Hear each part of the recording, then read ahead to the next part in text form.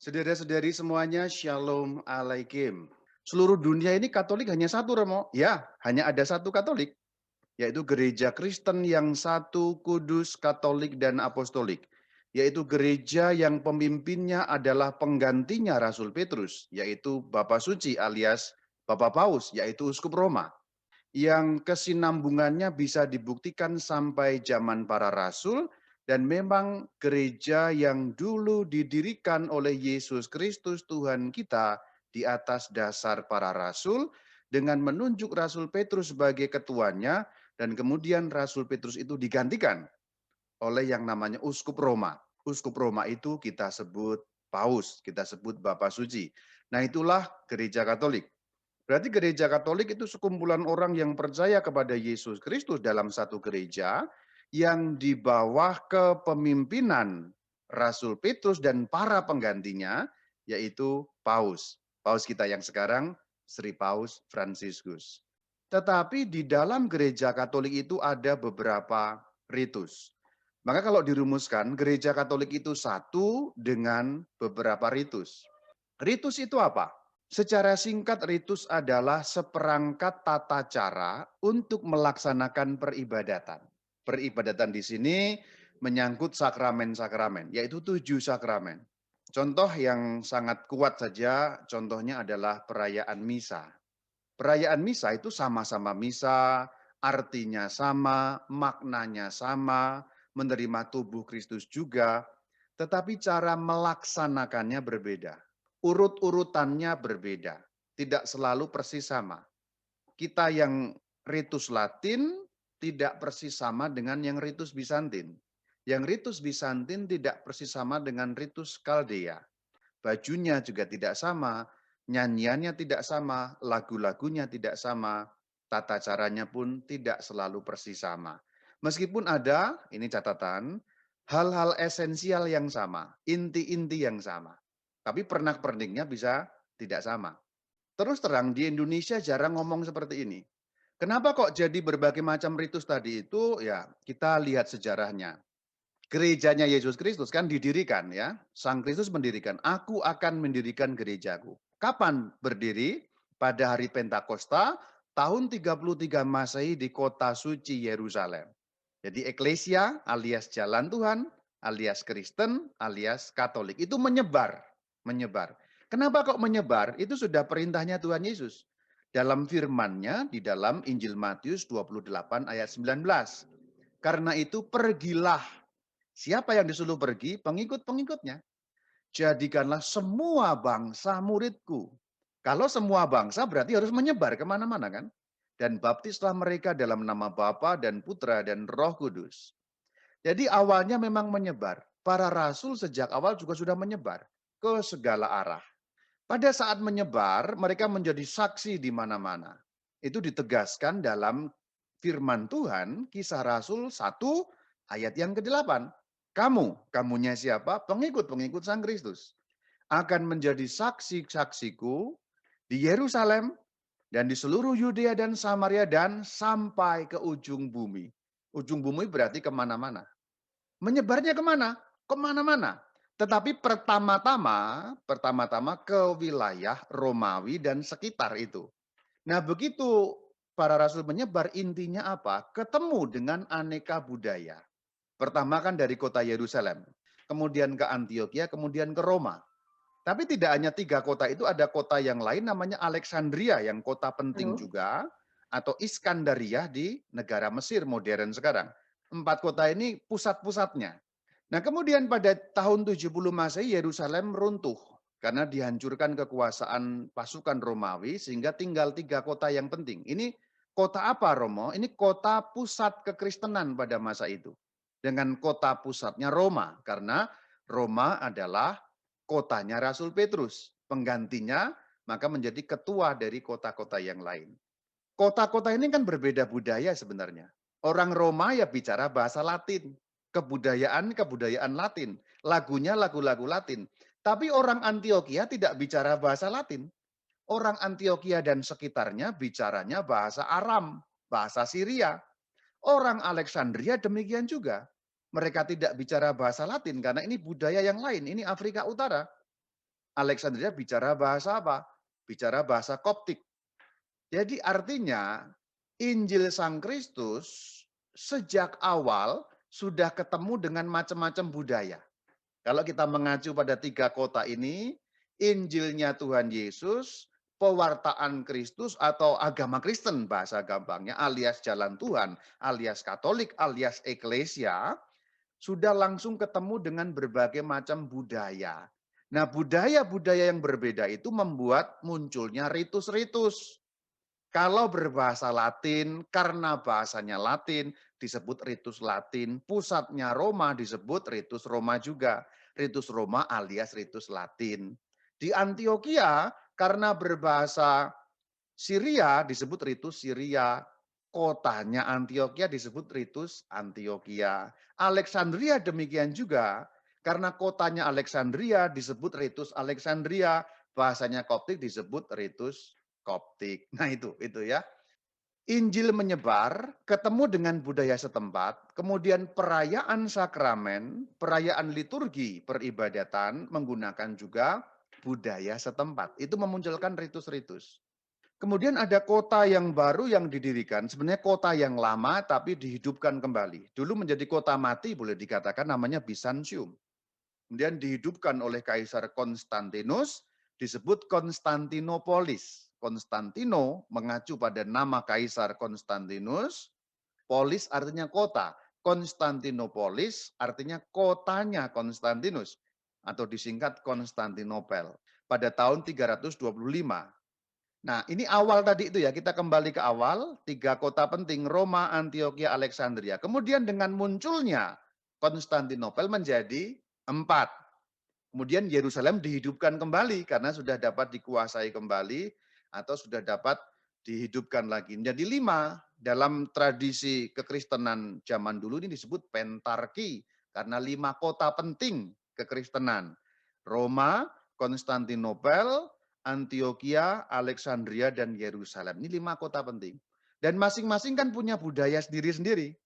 Orang Roma Latin, orang Alexandria berarti dengan apa? Dengan Koptik, Antioquia dengan Syria, Yerusalem ada pengaruh juga pengaruh Syria, Konstantinopel dengan apa? Dengan Yunani, ya, dengan Yunani. Bertumbuh ritus-ritus itu.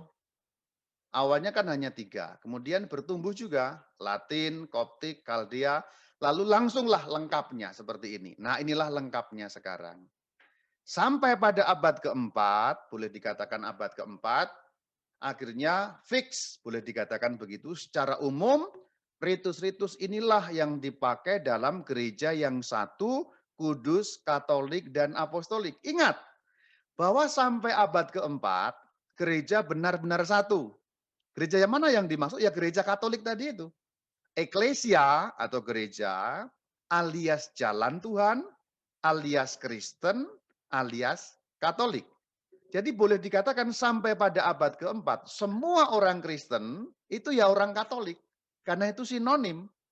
Pendek kata apa? Pendek katanya adalah gereja Katolik benar-benar satu. Tapi ingat, kita ngomong tentang abad keempat. Abad keempat, sampai abad keempat. Abad pertama, abad kedua, abad ketiga, sampai pada abad keempat. Nanti setelah abad keempat beda lagi ceritanya ya. Ini ngomong sampai abad keempat, gereja Katolik benar-benar satu, tetapi dengan variasi ritus. Baik yang barat maupun yang timur. Yang barat hanya ada 1, ritus Latin. Yang timur ada 5, Bizantin, Armenia, Antioquia, Kaldea, dan Koptik. Kita di Indonesia nggak banyak tahu, kenapa? Kita bingung-bingung ketika melihat ada misa dengan cara lain, karena di Indonesia ritusnya Latin. Oh, kok nggak pakai bahasa Latin nama betul, tapi itu diterjemahkan dari bahasa Latin maksudnya gitu. Di Indonesia hanya ada 1 ritus, yaitu Katolik ritus Latin. Disebut juga Katolik Roma. Itu artinya Katolik yang menggunakan tata cara Roma. Kalau Katolik di Irak menggunakan tata cara Roma atau enggak Romo? Enggak, mereka menggunakan tata cara Irak atau Kaldea. Tapi orang-orang Katolik Irak, meskipun menggunakan tata cara Kaldea atau tata cara Irak, mereka juga mengakui Paus Roma sebagai pemimpin. Hanya beda ritus gitu loh. Jadi contoh kemarin Bapak Suci itu misa. cara misanya lain karena menggunakan ritus Kaldea. Ada bau-bau Arab dan lain sebagainya itu ya.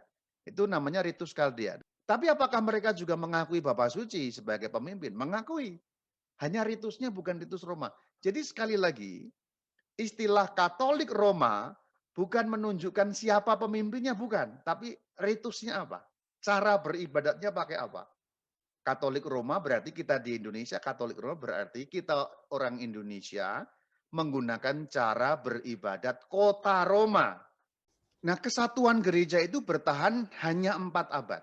Gereja Kristus itu satu, kemudian ada suatu bid'ah, diadakan konsili Efesus 431.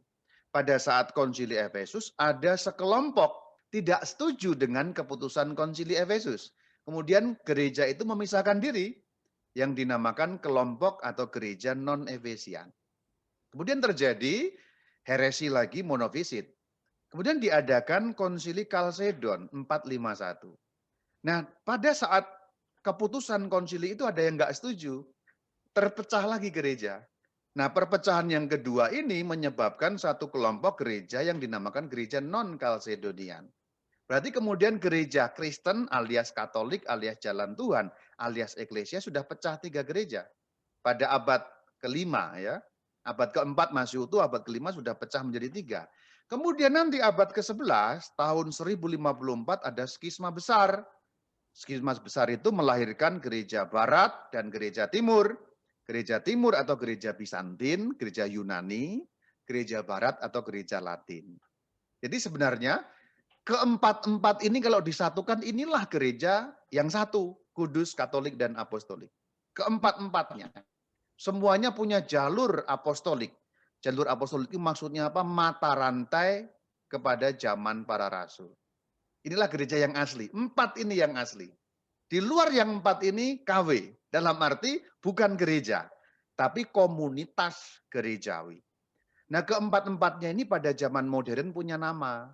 Yang non-Efesian itu namanya gereja Asiria atau gereja Timur Asiria. Yang non-Kalsedonian kemudian menamai diri gereja Ortodoks Oriental. Yang gereja Bizantin menamai diri Ortodoks Timur. Ingat, ada 2 Ortodoks yang berbeda.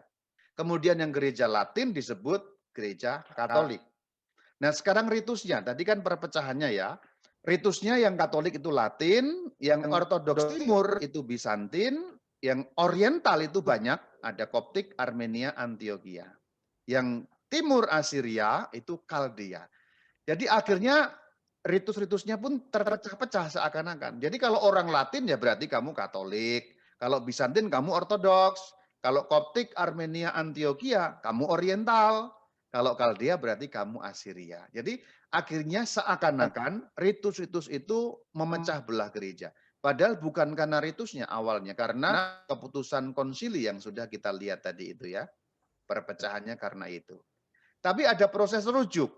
Perhatikan di sini, agak ruwet memang ceritanya. Saya menyadari ini kisah yang ruwet, karena ribuan tahun harus saya ringkas menjadi 1 jam. Ya, memang ruwet. Ini ada banyak segmen sebenarnya. Kita kembali ke sini. Inilah keempat gereja yang apostolik. Di luar ini tidak apostolik dan bukan gereja. Jadi kalau ada yang di luar ini berarti dia adalah persekutuan gerejawi. Hanya 4 inilah yang disebut gereja. Yang betul-betul nyambung ya, nyambung sampai pada zaman para rasul. Nah, ini perhatikan ada perpecahan. Nah, kemudian ada yang kembali menyatu. Gereja yang awalnya terpecah tadi kemudian menyatu. Perhatikan lingkaran yang 3 itu. Ada yang kemudian menyatu, tapi ternyata masih ada yang belum mau. Jadi terpecah lagi. Jadi ini ada yang kembali ke gereja Katolik, ada yang masih terus. Jadi kalau sekarang masih 4 Romo masih, tapi sudah ada yang menyatu. Nah, yang menyatu itu disebut Katolik Timur. Kenapa kok disebut Katolik Timur? Karena Katolik menggunakan ritus-ritus Timur yang bukan Latin. Ingat, Latin itu ritus Barat, karena wilayah Barat. Kalau ritus Timur tadi 5 tadi. Ya ingat ya, ruwet memang. Pusing ya, pusing memang. Nah, intinya seperti itu. Maka ketika ada Katolik Timur, kita kembali ke Katolik Timur di sini, langsung ringkasnya lah ini, biar nggak terlalu pusing. Sebenarnya ada satu lagi pokok bahasan, Maronit dan Italo Albania, tapi nggak usahlah, itu nanti pusing. Intinya langsung Katolik Timur. Katolik Timur artinya apa? Gereja-gereja yang awalnya pecah tadi sebagian kembali. Nah itu kata kuncinya, gampangnya begitu. Yang sebagian kembali itu disebut Katolik Timur. Apa artinya Katolik Timur? Gereja Katolik tapi menggunakan ritus Timur, bukan ritus Latin. Apakah sama-sama dengan kita? Sama. Karena aslinya kan dulu satu. Satu tapi ritusnya banyak. Kemudian terpecah-pecah, ini kembali meskipun belum semuanya kembali. Nah yang disebut Timur tadi itu ini ya, jangan lupa ya. Ritus Koptik, ritus Bizantin, Armenia, Kaldea, dan Antioquia. Bukan ritus Latin. Latin sama dengan Barat, sama dengan Roma. Jadi kalau kita ngomong Barat hanya satu, Latin atau Roma. Kalau ngomong Timur ada 5 ritusnya, tata caranya. Nah, maka gereja Katolik lengkap lagi sekarang ritusnya. Ada Latin, ada Bizantin, ada Koptik, ada Kaldea, ada Armenia, ada Antioquia. Jadi nanti kalau suatu kali Anda lihat ada gereja Katolik Kaldea, itu sama dengan kita, menyatu dengan Paus, tetapi tata cara beribadatnya beda, yaitu menggunakan ritus Kaldea. Maka gereja Katolik itu kembali ke kesimpulan awal. Ini ya, ini satu, tapi tata cara beribadatnya seperti awal mula dulu, ada 5 yang timur plus 1 yang barat. Lalu yang gereja lain bagaimana Romo? Masih. Yang tadi itu ya masih seperti ini, mereka-mereka tadi itu masih seperti itu.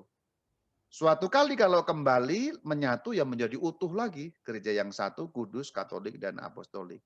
Semoga menyatu. Maka gereja Katolik itu gereja yang satu, tapi dengan beberapa ritus. Apa yang disebut gereja Katolik? Yaitu gereja yang mengakui Sri Paus atau Uskup Roma sebagai pemimpinnya. Jadi kalau ada gereja yang belum mengakui Sri Paus sebagai pemimpinnya, itu bukan gereja Katolik, meskipun ya dulunya ya satu ya. Contoh, gereja Ortodoks Oriental. Pemimpinnya di mana Romo? Di Alexandria atau di Mesir. Namanya Paus Alexandria.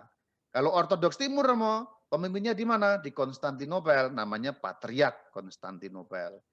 Nah keempat-empatnya ini kalau menyatu utuh kembali.